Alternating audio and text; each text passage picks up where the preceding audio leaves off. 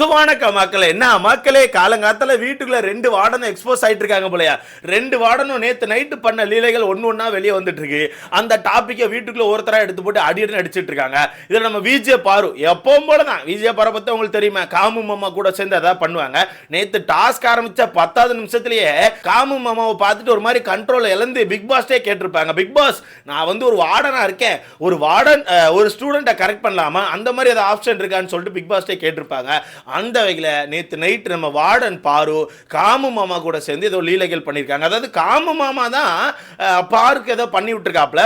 அந்த டாப்பிக்கை காலங்காலத்தில் வியானா எடுத்து போட்டு உடச்சிட்டாங்க. அது என்னங்கிறத சொல்கிறேன், அது எனக்கு சரியான மேட்டராக இருக்குது. ஸோ காலங்காலத்தில் அதை எடுத்து வியானா உடச்சிட்டாங்க. வியானா யாருக்கிட்ட போய் உடைச்சாங்கன்னா கனியவர்கள்ட்ட போய் உடைச்சாங்க. அப்போ கனியம்மா சும்மா இருப்பாங்களா, ரைட்டு பாரு கிடச்சிட்டா பார்வை போட்டு கும்மிட வேண்டியதான்னு சொல்லிட்டு கனியம்மா காலையிலேருந்து பார்வை போட்டு கும்முன்னு கும்முறாங்க. எப்படி மானங்கட்ட அடி அப்படி அடிச்சிட்டு இருக்கும்போது பாரு சும்மா இருப்பாங்களா, இது வியானா தானே சொன்னான்னு சொல்லிட்டு வியானாக்கான ஒரு கண்டென்ட் எடுத்து வெளியே விட்டாங்க. ஏன்னா வியானாவும் எஃப்ஜே நேத்து ஒரு விஷயம் பண்ணியிருக்காங்க. அந்த விஷயத்தை எடுத்து விட்டோன்னே 2 வார்டனுக்கான மேட்டருமே வெளியே வந்துட்டு இப்போ இந்த 2 வார்டனுக்கு இடையில பல பிரச்சனைகள் வீட்டுக்குள்ள போயிட்டு இருக்கு. அது மட்டும் இல்லாமல் இந்த 2 வார்டனுமே நல்ல லீலைகள் பண்ணியிருக்காங்க. முக்கியமாக காமு மாமா, எப்பா தங்கமான மனுஷன் ப்ரோ. காமு மாமா பத்தி ஒன்று கேட்டே ஆகணும். என்ன ப்ரோ, மானம் வெக்கம் சூடு சொரணையா எல்லாம் இருக்காது ப்ரோ. இங்க நான் அதை வேற பேசிட்டு இருந்தேன். காமு மாமா பத்தி ஒன்று கேட்கணும். ஏன் ப்ரோ இவ்வளோ நல்லவரா இருக்கீங்க, ஏன் இவ்வளோ நல்லவரா இருக்கீங்க, அதுவும் பாருன்னு வந்துட்டா மட்டும் ரொம்பவே நல்லவரா இருக்கீங்களா, ஏன் பாரு என்ன சொன்னாலுமே அடிமை மாதிரி அப்படியே காலில் உளுந்து பண்ணிட்டு இருக்கீங்களா, எதுக்கு அவ்வளவா பாருக்கிட்ட அடிக்ட் ஆயிட்டீங்க, எனக்கு தெரியல, நான் தெரிஞ்சுக்கணும்னு நினைக்கிறேன். அவ்வளவா பாருக்கிட்ட அடிக்ட் ஆயிட்டீங்க. இந்த அளவுக்கு மட்டமா காம மாமா நடந்து பாருன்னு சொல்லி நான் சுத்தமா எதிர்பார்க்கல. என்னென்ன விஷயம் அப்படிங்கறத மொத்தமா பாத்திரலாம். வீட்டுக்குள்ள 2 வார்டனை போட்டு பொழந்துட்டு இருக்காங்க. 2 வார்டனும் போட்டு மாத்தி சண்டை போட்டுட்டு இருக்கு. காலையில கனியவர்கள் வார்டன்ட்ட சண்டையை போட்டிருப்பாங்க. எல்லா விஷயத்தையும் மொத்தமா பாத்திரலாம். ஸோ வீடியோக்குள்ள போறதுக்கு முன்னாடி மறக்காம இந்த வீடியோ லைக் பண்ணி சேனலை சப்ஸ்கிரைப் பண்ணிக்கோங்க. நீங்க போடுற ஒவ்வொரு லைக்கும் தான் நம்ம வீடியோ இன்னொரு 10 பேருக்கு சஜஸ்ட் பண்ணுவோம். ஸோ முடிஞ்ச அளவுக்கு லைக் போட்டு சேனலை சப்ஸ்கிரைப் பண்ணிக்கோங்க. காலங்காத்தால வியானா என்ன பண்ணிட்டாங்கன்னா, நேராக கனியம்மாட்ட போயிட்டு கனியம்மா நேற்று நைட்டு கமார்தீன் வந்து அதை குமரன் தானே அவர் பேர் இப்போ வச்சிருக்காரு. குமரன் வந்து வார்டனுக்கு காலமிக்கு விட்டாரு. வார்டன் வந்து குமரனை காலமுக்கு சொன்னாங்க. குமரனும் உட்காந்து நல்லா காலமிக்கு விட்டான்னு சொல்லிட்டு வியானா போட்டு விட்டாங்க. வியானா போட்டு விட்டோன்னே இவங்க சும்மா இருப்பாங்களா, கனியம்மா இதான் கேப்புன்னு சொல்லிட்டு நேராக போயிட்டு, அது எப்படிங்க நீங்க ஒரு வார்டனா இருந்து ஒரு ஸ்டூடெண்ட்டை வேலை வாங்கலாம், ஒரு சின்ன பையனை நீங்க வேலை வாங்குவீங்களா, இதுதான் உங்களுக்கான மேனஸா, இவ்வளவு பெரிய ஆளா இருக்கீங்கல்ல, ஒரு ஸ்டூடெண்ட் நீங்க இப்படி வேலை வாங்கலாமா, அதுவும் நைட் உட்காந்து காலமிக்கோட வச்சிருக்கீங்க, உங்களுக்குலாம் கொஞ்சம் கூட அறிவே இல்லையான்னு சொல்லிட்டு காலங்காத்தால விஜே பார்வை போட்டு பொலன்னு பொழக்கிறாங்க. அப்ப விஜே பார்வை அந்த டாபிக் விட்டு தப்பிக்கிறதுக்கு இங்க பாருங்க, அது ஒரு மெடிக்கல் எமர்ஜென்சிங்க. நான் நேத்துல இருந்து அவ்வளவு வேலை பார்த்துட்டு இருக்கேன், அதனால எனக்கு கால் லைட்டா வலிச்சிச்சு, அதனால நான் சொன்னேன். அவர் வந்து ஒரு மெடிக்கல் எமர்ஜென்சிக்காக மட்டும்தான் பண்ணார தவிர மற்றபடி வேற எதுவுமே இல்லைங்க. இதை தப்பா பேசாதீங்க, நீங்க சொல்ல ரொம்ப தப்பா இருக்குங்க, இப்படி பண்ணாதீங்கன்னு சொல்லிட்டு விஜே பாரு அந்த டாபிக் விட்டு தப்பிக்க பாக்குறாங்க. ஏங்க நீங்க பண்ணதே தப்பு தானேங்க, நீங்கள் பண்ணதே தப்பு தான். நீங்கள் ஒரு வார்டனாக இருந்துட்டு ஸ்டூடெண்ட் கூட ஒரு மாதிரி பழகிட்டு இருக்கீங்க, இதுவே தப்பு தான். நீங்கள் தான் ஆகுன்னா சொசைட்டின்னு பேசுவீங்களே, அப்போது இது தப்பாக தானே போய் சேரும். ஏன் ஹாஸ்டலில் வார்டனாக இருக்க எல்லாருமே இப்படி தான் பசங்க கூட பழகுவாங்களா? ஏன்னா நீங்கள் அந்த மாதிரி தானே ஒரு விஷயத்தை செட் பண்ணுறீங்க, அது ரொம்ப தப்பான விஷயம் தானே. நேற்றுலேருந்து நாங்களும் பார்த்துட்டு இருக்கோம், டாஸ்க் ஆரம்பிச்சுலேருந்தே குமரன் கூட ஒரு மாதிரி தான் சுற்றிட்டு இருக்கீங்க. குமரனை பார்த்தாலே உங்களுக்குள்ளே இருக்க அந்த காதல் வெறியை வந்து உங்களால் கண்ட்ரோல் பண்ண முடியல. அந்த இதில் நேற்று நைட்டு குமரன் உட்காந்து காலமிக்கி விட்டுருக்காப்புல. அதை கனியக்கா எடுத்து போட்டு அடிக்க நம்ம அக்கா அந்த பாயிண்ட் விட்டு தப்பிக்கிறதுக்கு அதை தப்பா பேசாதீங்க, நான் அவ்வளவு வேலை பார்த்தேன்னு சொல்லிட்டு அக்கா இந்த வேலை பார்த்த டாபிக்கை சொல்லிட்டு இருக்காங்க. எனக்கு தெரிஞ்ச அக்கா அப்பெல்லாம் வேலை பார்க்கலங்க. நான் கவனிச்சது கிச்சன்ல ஃபுல் அண்ட் ஃபுல் எஃப்ஜே தான் சமைச்சிட்டு இருக்கா.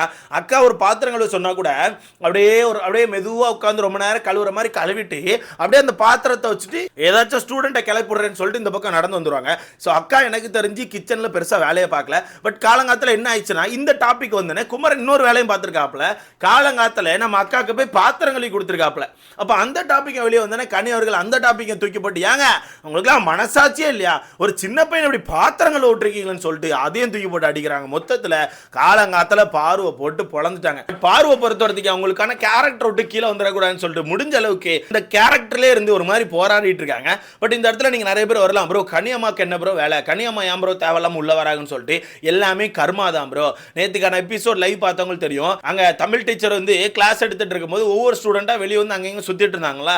அப்ப வேனுக்குனே நம்ம விஜே பாரு போயிட்டு, விஜே பாரு ஒரு வார்டன் என்ன பண்ணுவோம், ஹாஸ்டல்ல இருக்கணும். பட் நம்ம வார்டன் என்ன பண்ணாங்க தெரியுமா, ஸ்கூலுக்குள்ள போயிட்டு அங்க இருக்க ஒவ்வொரு ஸ்டூடெண்டையா பிடிச்சி தமிழ் டீச்சர் என்ன சொன்னாங்க, தமிழம்மா என்ன சொன்னாங்க, தமிழம்மா இப்படி சொன்னாங்களா, தமிழம்மா அப்படி சொன்னாங்களான்னு சொல்லிட்டு தமிழம்மாவை பத்தி எப்படியாச்சும் பேடா வெளியே எடுத்து அதை காசிப் பேசி மக்கள்கிட்ட ரிஜிஸ்டர் பண்ணிடணும்னு சொல்லிட்டு ஏகப்பட்ட விஷயங்களை பண்ணாங்க. அது இப்போ ரிப்பீட்டடா அக்காக்கு நடக்குது.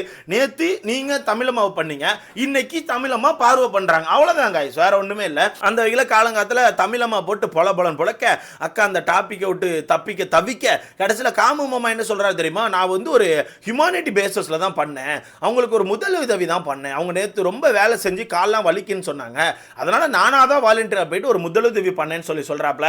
என்ன ப்ரோ வெக்கமானமா, அதான் சொன்னல அப்போ இருக்கேன் சும்மா கடங்க ப்ரோ. அது வேற சைடில் பேசிட்டு இருந்தேன். அதான் மொத்தத்தில் நம்ம காமு மாமா வந்து ஹியூமானிட்டி பேசிஸில் பண்ணியிருக்காரு, ஹியூமானிட்டி பேசஸில் அண்ட் முதலுதவி பண்ணியிருக்காராம். முதலுதவி அது எப்படி பாருக்கு மட்டும் 24 பண்ணுறாரு எனக்கு தெரியல.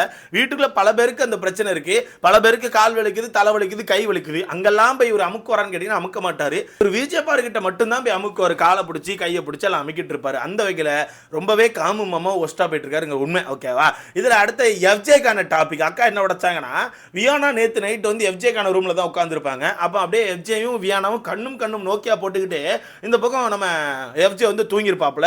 அப்ப அந்த டாபிக்கை அக்கா எடுத்து உடைச்சு விட்டாங்க. அந்த டாபிக் வெளியே வந்தோன்னே எஃப்ஜேக்கு ஒரு அடி, எஃப்ஜே நீ இந்த தேவையில்லாத வேலை பார்க்க கூடாது, ஒரு வார்டனா இருந்து நீங்களாம் என்ன வேலை பார்க்கீங்கன்னு சொல்லிட்டு 2 வார்டனுக்கும் காலங்காலத்துல சமத்தியான அடி.